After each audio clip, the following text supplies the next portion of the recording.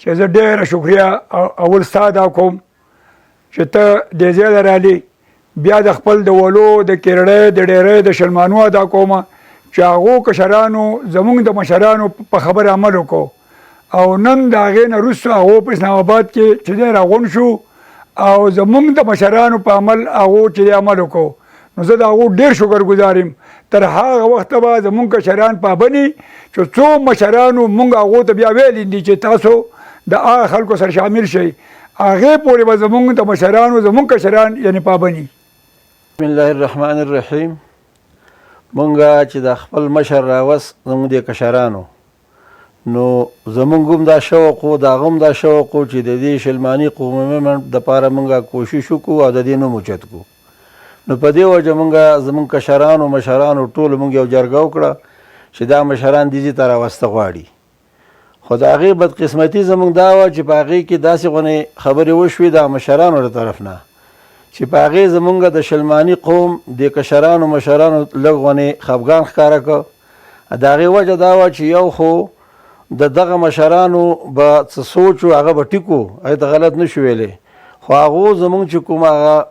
د سټیج سیکرټري و نو هغه سره یې لږ غونې بدنظمي وکړه او په هغې باندې زمونږ دا کشران ډېر زیات په جذبه کې راله، دومره پورې حد ته راله چې مونږ په یېرېدو چې یاره کیدی شي چې دوی د میلمنو دغه ونه کړي. خو په دې مونږ ډېر د دې کشرانو شکرګزار یو چې هغو د صبر نه کار واخیست، زمونږ د مشرانو خبره یې ومنله او زمونږ د هغه میلمنو د دې ځای نه ډېر په عزت باندې هغه رخصت شو. دویمه خبره باندې زمونږ د شلماني قوم په دې لږ غونې خفه شو چې زمونږ هغه مشر داسې اظهار وکړو چې دا د پرخانې شلماني چې دي دا غلامان دي. دیو که چېرته سیاسي لیډر له یو MP او MNA له ووټ ورکړي نو کار ته هم نشي اخیستی او د هغه بیا لتاړي هم کوي.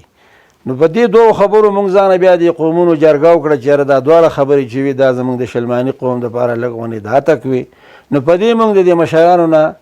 ګیله وکړه، خفګان ترې ښکاره کړه او خپله جرګه مونږ داسې وکړه چې مونږ به هغه پورې د دې دغه نه د دې مومنټ نه به مونږ دغه کوو، یعنې د دې حصه به نه یو تر څو پورې چې زمونږ تحفظات او زمونږ د دې خبرې هغو سره څه دغه نه وي، تمیز نه وي، مونږ سره کښېنني، د دې خبرې مونږ سره بحث ونه کړي. نو په دې وجه مونږ د هغې نه دغه اختیار کړه چې دې کې به مونږ نه یو.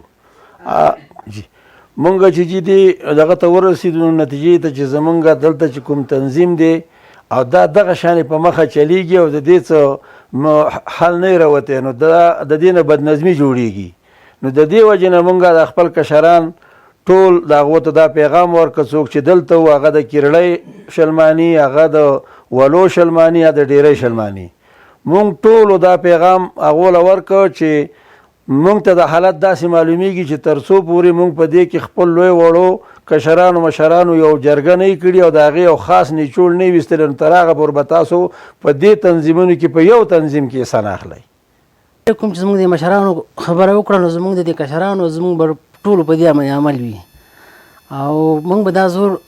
په دې کشرانو باندې راوړو تر هغې پورې چې څو پورې زموږ کوم په پرخانه کې وشو هغه د ټول نه بهترین دعوت او دغه سیاسي پارټۍ هم چا نه وکړی څومره د هغې استقبال چې وشو،